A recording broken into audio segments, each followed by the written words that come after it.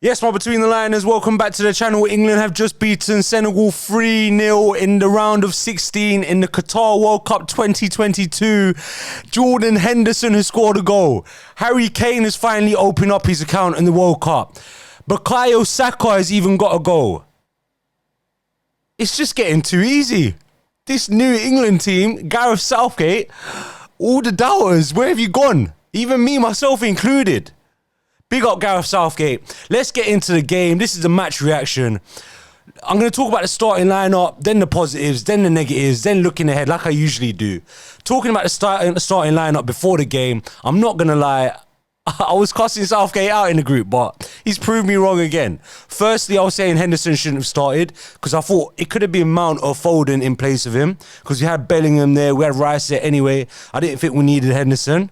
We're going to get to that in a bit. Secondly, I felt like Marcus Rashford on the back of 2 goals against Wales, and he scored 3 goals this tournament. I thought he had to start. But Southgate, we've won the game 3-0 comfortably, so maybe he was right. Let's get into the positives now. First things first. You know what? Let's get into the negatives, because that first 35 minutes was hella shaky. I don't know what the back four, especially, to be honest, the back three, Walker, Maguire and Stones, what they were doing in that first 35 minutes was a joke. They made all of us nervy. I don't know about you guys at home. I was so scared. Every time they were trying to pass it out from the back, they kept giving it away or they were hoofing it. I don't know what the hell was going on with them three at the back, but it was a mess. I'm grateful to Shaw had a bit of composure. Pickford had a bit of composure, made a great save as well. But the first 35 minutes, very, very shaky. And I was very disappointed with them three, to be honest. I just think the occasion got to them. The atmosphere got to them. Because it was a knockout round, something happened. And I could see that Stones kept complaining about not having enough options in the middle. If you can't see it, don't force it. Get rid of it. Stop trying to force it into the middle, and if they're being shut down, because Senegal were pressing us hard early on. So if you can't see that pass in the middle, lump it up top to Harry Kane. He's probably going to stick onto it or do something with it. Don't start giving it into the middle to Rice and Bellingham when they're surrounded by Senegalese players who are full of energy in the beginning of the game. Be sensible. So we're a bit lucky because Ismail Assar was causing us problems in that first 35 minutes especially. But then our first attack, let's take it into the positives. Our first attack, Jude Bellingham. Wow. I'm not going to lie. If you saw our last reaction video, or the second from last reaction video, the reaction against USA, Shahan was cussing Bellingham a lot, said that he's a fraud or something like that. What's his name? Jude Bellingham. What a performance. The kid is 19 years old. He was running that game, especially after the first half an hour, running that game by himself. I don't know who man in the match was given to, but personally, especially the first half, I'll give to Pickford and Bellingham. Overall, maybe, I don't even know, guys. Maybe Bellingham, to be honest, for man of the match. Maybe Foden. Top performance from Bellingham. Got through for the goal. Gave it to Jordan Henderson. I have cussed you out a lot. I have cussed you out a lot throughout your whole career. What a finish. Right place, right time. Was pressing well in the first game, in the game as well. I understand why he was picked, but he came out clutch in the first half when we needed a goal. We needed to relieve a bit of pressure. Jordan Henderson, after great play from Bellingham, great finish. 1-0 England. Let's take it to the second goal. And I don't know if people realise this. This started from Luke Shaw. And Luke Shaw, the form he's on right now, I want to say one thing as well about Luke Shaw. He must be one of the best in the world at taking a first touch when it drops down in the air. His first touch is exquisite when it drops in the air, from the air.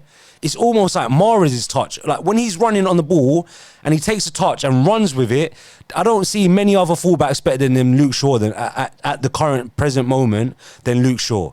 What he's doing, his level of playing right now is nuts on the ball, isn't it? Obviously off the ball he's got a few question marks still remaining, but on the ball right now he's playing at a very high level. And that second goal all started from Luke Shaw playing it out from the back, incisive little pass to Phil Foden in the middle. And you know what? What a touch from Foden. This is why Foden needs to be in the team regularly. Like Gareth Southgate, I'm sure must have realised that by now because he started in this game, so he must have learned. Phil Foden's little almost like side foot / back heel touch into Bellingham. And did Bellingham get 2 assists? Because I swear it's Bellingham that passed it into Kane. And Kane, how can anyone criticise this guy? This guy is one of the best strikers in the world for the last at least 7-8 years. For any England fan especially to criticise Kane is an absolute joke. I heard certain little corners on social media, aka Twitter, were saying that Kane needs to be dropped, play Wilson, play Rashford up front. Are you man dumb? This is one of the best strikers in the world. Harry Kane, and people thought he weren't going to score in the World Cup. Are you man dumb? Seriously. Show some respect. This is one of the best strikers that the Premier League and England's football team has ever seen in ever. The one criticism about Kane is obviously, is he going to turn up in the big games? Let's leave it to the semis and the quarters and the finals to judge him on that. But for now, you can't criticise Harry Kane. Absolute top striker. Great finish. Deserved his goal. The way he drops deep and dictates play from like the number 10 position. Unbelievable. I don't know many players that are better than him than that. At that. Third goal, Bukayo Saka. You know what? Before the game, I was screaming out for Rashford to start ahead of Saka. And to be honest, I didn't think really Saka had his best game. I don't know what you guys think. Let me know in the comments. But obviously, none of you lot even comment anyway. I don't even know why I'm saying that. But the Saka goal, the finish was great. It was a top finish. I think it was it a Kane assist? I think it's Foden assist, sorry. Foden assist. Oh my... How can I forget Foden's assist for that Saka goal? The way he rode the challenge, got past the defender's tackle, then the vision and the execution and the precision to cross that ball through the defender's legs and get it right onto Saka's foot with the perfect weight for Saka to be able to chip it over the keeper with the easiest, deftest touch. Foden's tech is insane. We ain't seen many English players with Foden's level of tech. Like, genuinely, he's on the same level. Similar level of, there's not the same level as Harry Kane. He's a bit behind Harry Kane. But Foden's tech is ridiculously out of this world, bro. For a player of his age, what is he, 21, 22? I don't know. Look, shout out Southgate because he's had his criticisms, he's had his doubters. Picked Henderson. Henderson's got big game experience and it seems to have paid off today. Got us off to a good start after a lot of pressure in that 35 minutes. I just didn't really feel comfortable at all, like I've said.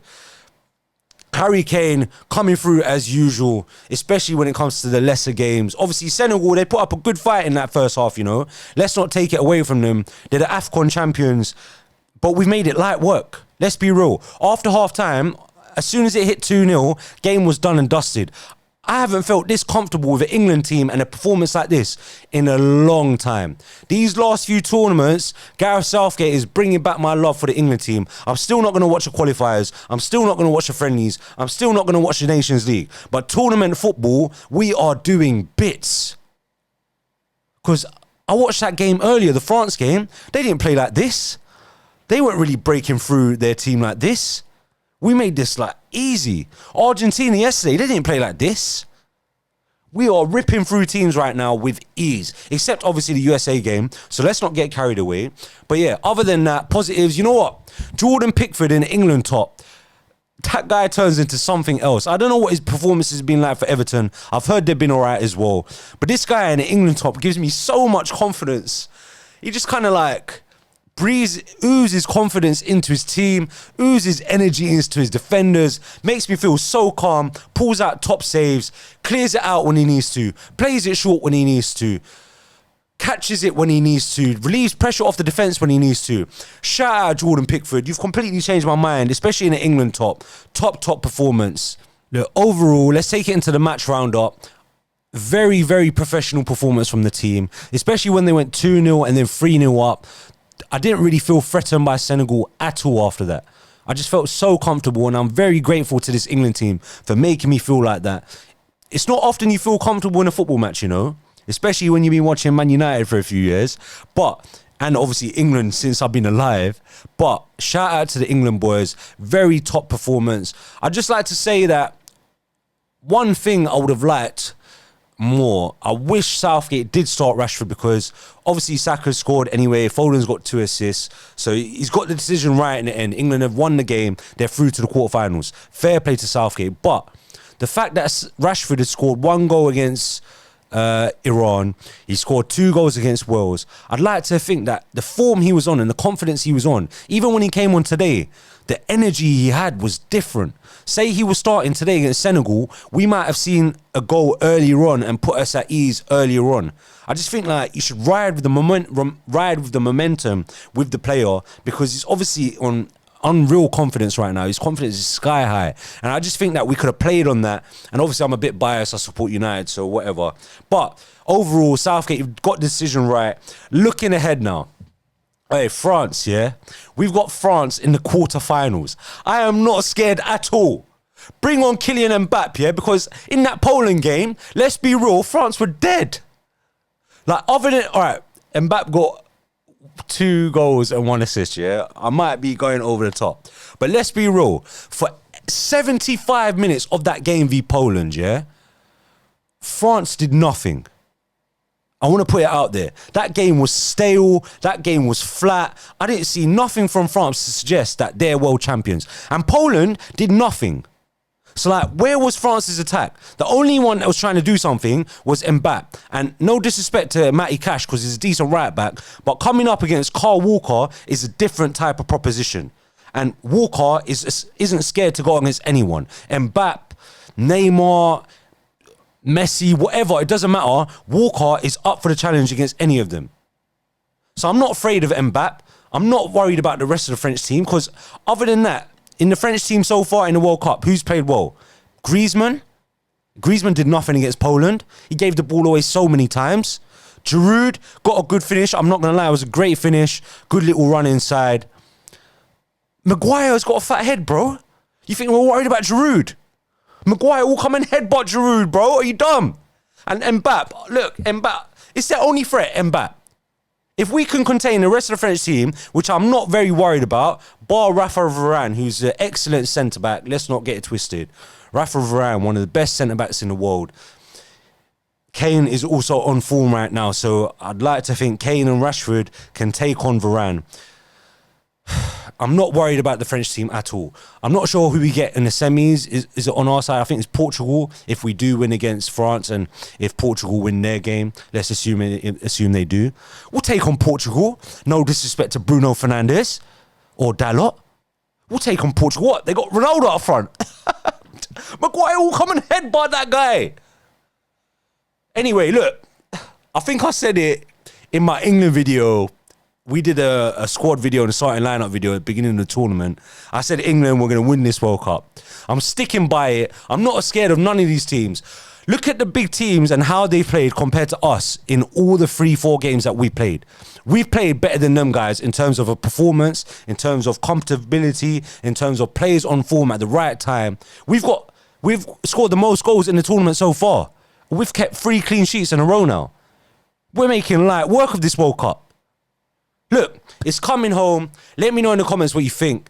Are you scared of France? Are you scared of Portugal? Are you scared of Brazil? I'm not. Are you scared of Mbappe? I'm not. What? Who else they got? Griezmann, Giroud? I'm not scared of them. It's coming home. If it's not, the new man can come at me after.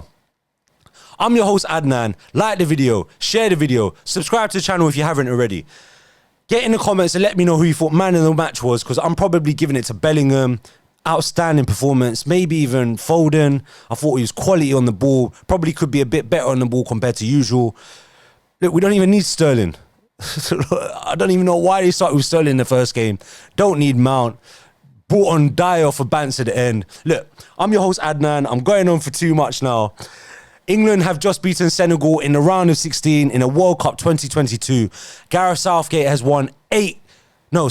Gareth Southgate hasn't lost in 8 games in the knockout rounds of the World Cup, except on penalties.